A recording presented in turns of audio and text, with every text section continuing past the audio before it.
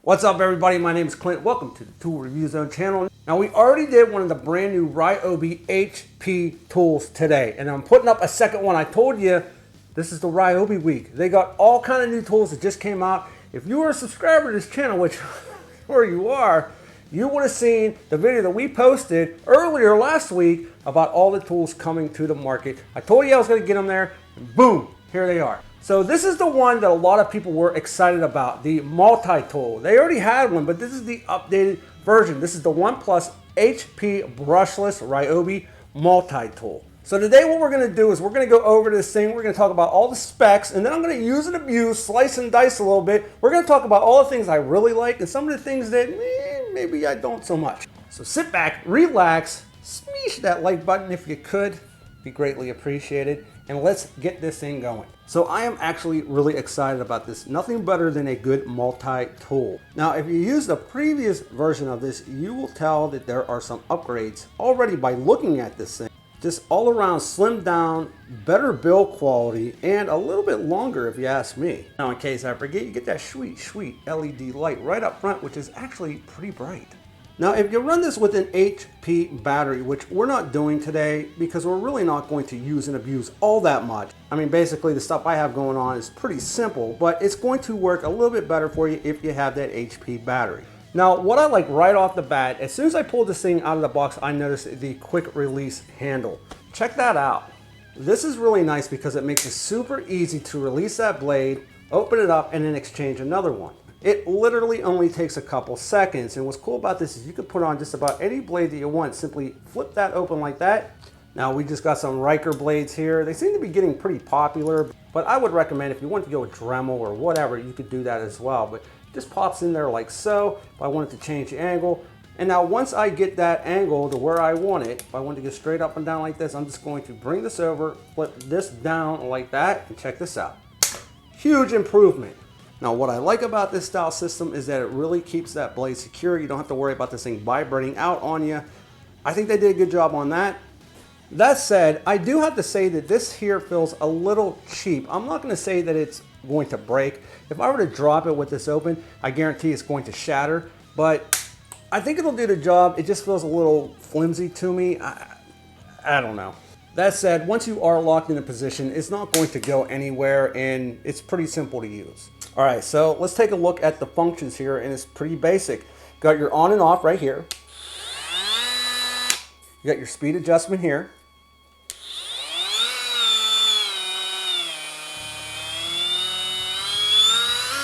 You're looking up to 20,000 oscillations per minute with this, and that's pretty damn good. But you can adjust that all the way down to 10,000. So low, you're at 10,000 OPM, then all the way in between up to 20,000 OPM on high. That said, once you turn this on, it's on. I really do like the other types of oscillating multi-tools with the trigger. Just my preference. This doesn't have a trigger, so I'm just letting you know that. Once you turn it on, you adjust it to your speed and you go from there. And because I use another brand so much, I'm just used to the trigger action and the variable speed where this doesn't have it. You know, it's something I got to get used to. But all in all, with the variable speeds, as I've been using this, I haven't noticed this thing going out of whack or going faster or slower. It stays put, it stays where it needs to be, and that's cool.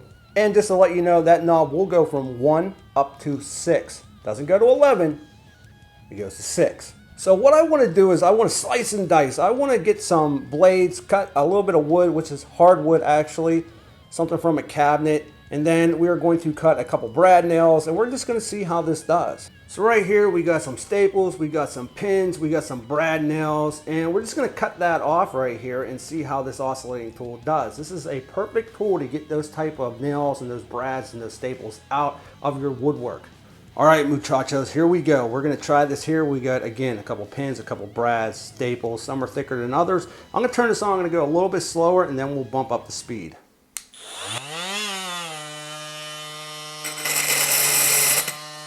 I don't know where that went. I don't know where that went. Have fun stepping on those. All right, we're going to bump it up to medium.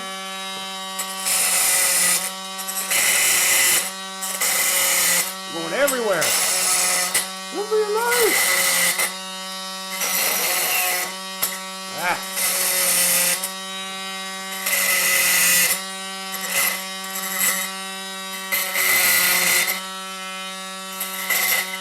Let's turn this over and go on fast here.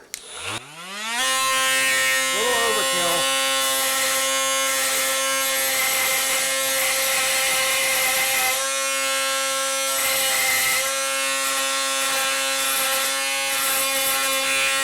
All right, so let me start by saying we're going to do some wood here. That was no issue taking out that metal. But I do want to say one thing. I want to point this out. On low and medium, it was fine. On high, there's some excessive vibration. I mean, I'm talking like a little more than what I want to see in this multi-tool. That said, if you keep it on low or medium, there was none at all. And as far as it goes with all of those very flush cut nails and staples, it's real nice like. Real nice like. All right, so now we got some hardwood here. This is off of an old cabinet. And what I'm going to do is I'm going to turn this down to around 3. I'm going to change out my blade. Real simple to do. Again, I'm just going to pop that open like that, flip that, flip that, that's out. Real simple to get those on. I like that. I'm going to flip this, loop it, bring it over, lock it, bring this down. All right, my dudes and dudettes, here we go. I'm going to turn this on. Again, we're on around 3. Got a little arrow right there telling me where I'm at. Let's cut it.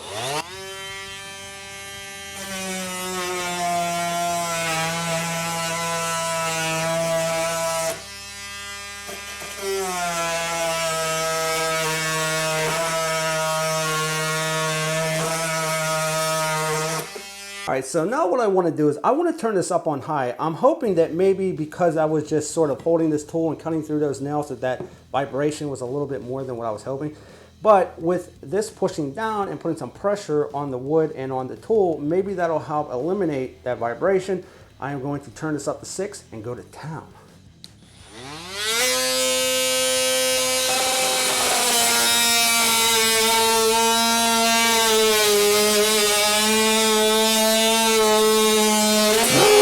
Smoke! Smoky, smoky. Don't want to do that in the new studio. All right, so we're going to keep this down on, on 3.